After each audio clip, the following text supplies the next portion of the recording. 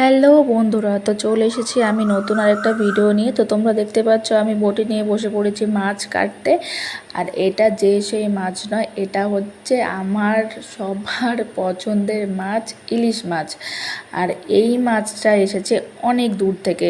সেই ঘটনাটা তোমাদের সাথে পরে শেয়ার করছি।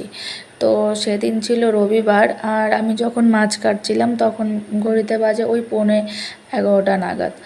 তো এরপর আমি মাছ কেটেছি, ধুয়েছি, 4 পিস ভাজা করেছি, ভাত করেছি, তারপর ইলিশ মাছ ভাজা, ইলিশ মাছ ভাজার তেল আর বেগুন ভাজা দিয়ে আমরা রাতে ডিনার করেছিলাম।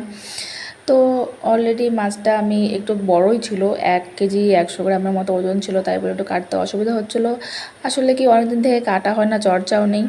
বাড়িতে তো আগে আমি প্রচুর মাছ কাটতাম, যেহেতু আমাদের গ্রামের বাড়ি আর আমাদের বাড়িতে অনেক বড় পুকুর আছে, সেখান থেকে মাছ ধরতাম রোজ দিন আর কাটতাম। আমার বর বলছিল ছেড়ে দাও, তুমি পারবে না, তোমার দ্বারা হবে না, আমি বাইরে থেকে কাটিয়ে আনবো। আমি বললাম দাঁড়াও বেটা দাঁড়াও, আগে দেখো আমি এর চেয়ে কত বড় বড় মাছ কেটেছি। হ্যাঁ, তোমরা ঠিকই ধরেছো, মাছ কাটা আমার কাছে কোনো ব্যাপারই না, আমি তো আসলে মুরগিও কাটতে পারি। সে না হয় তোমাদেরকে একদিন দেখাবো, নইলে তোমরা বিশ্বাস করবে না। তো এখন মাছগুলোকে আমি ভালো মতো আঁশ ছাড়িয়ে নিয়েছি, এখন ওগুলোকে পিস করে নিচ্ছি। আমি ওই মাঝখান দিয়ে পেটি বের করেছিলাম যাতে আমার কাটার সুবিধার্থে। আমি প্রথমে ভেবেছিলাম মাছটাতে ডিম আছে, কিন্তু মাছটাতে ডিম নেই। তো যাই হোক, এটা হচ্ছে পরের দিনের পর্ব। আমি এখানটায় সর্ষে ইলিশ ভাপা করছিলাম। তো প্রথমে আমি কিছু কালো সর্ষে ভিজিয়ে রেখেছিলাম, আমি এখানে শুধু সর্ষে ইউজ করেছি, কোনো পোস্তদানা দিইনি। ওই কিছুটা পরিমাণ সর্ষে, 2 চামচের মতো, আর ওই 4-5টা কাঁচা লঙ্কা, আর সামান্য নুন আর একটু সর্ষে তেল দিয়ে এটাকে আমি ভালোভাবে মিক্সিতে পেস্ট করে নিয়েছিলাম। আর তোমরা যদি এটাতে শিলনোড়ায় করতে পারো তাহলে তো এটা বেস্ট অপশন, এর থেকে কোনো ভালো অপশানই হয় না। যেহেতু আমার কাছে শিলনোড়া নেই, তাই আমাকে বাধ্য হয়ে মিক্সিতে এটা পেস্টটা করতে হয়। তো আমি যে সর্ষের পেস্টটা করেছিলাম সেটাকে আমি একটু সামান্য জলের সাহায্যে গুলিয়ে তারপর ওই সুতির কাপড়ে বেঁধে আমি সেটাকে ছেঁকে চিবড়েটা ফেলে দিয়েছিলাম। কারণ এখন গরমকাল আর সর্ষেটা পেটের জন্য ভালোও নয়, তো শুধু আমি এখানে রসটা ব্যবহার করেছিলাম। তারপরে আমি এখানে কড়াইতে বেশ কিছুটা পরিমাণ সর্ষে তেল দিয়ে সেখানে সামান্য পরিমাণ হলুদ দিয়ে দিয়েছিলাম, হলুদ গুঁড়ো। এভাবে হলুদটা দিলে কি হয়, হলুদের কাঁচা গন্ধটা থাকে না। তারপর এখানটায় যে সর্ষে লঙ্কার যে পেস্টটা করেছিলাম সেটা দিয়ে কিছুক্ষণ নাড়াচাড়া করার পর আমি এখানে নুন হলুদ দিয়ে মাছটা প্রায় ওই 10 থেকে 15 মিনিটের মতো ম্যারিনেট করে রেখেছিলাম।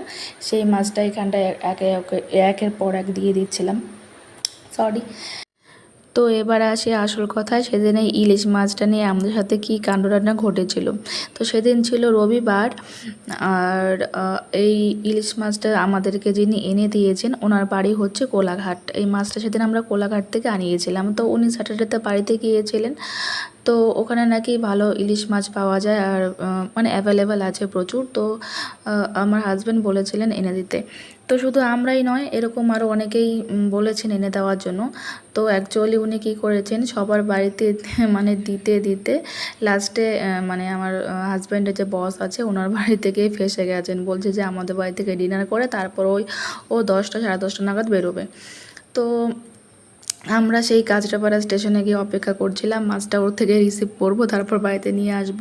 তো যাই হোক, আমি অতক্ষণ ওয়েট করতে পারিনি, আমি চলে এসেছিলাম। তারপর লাস্ট ওই রাত 10:30 নাগাদ বর ওনার থেকে মাছটা রিসিভ করে বাড়িতে নিয়ে আসেন। তারপর আমি অত রাতে মাছ কেটে ধুয়ে তারপর রাতে আমরা ইলিশ মাছ ভাজা, বেগুন ভাজা, ইলিশ মাছ ভাজার তেল এসব দিয়ে আমরা ডিনার করেছিলাম, আর বাদ বাকিটুকু রেখে দিয়েছিলাম।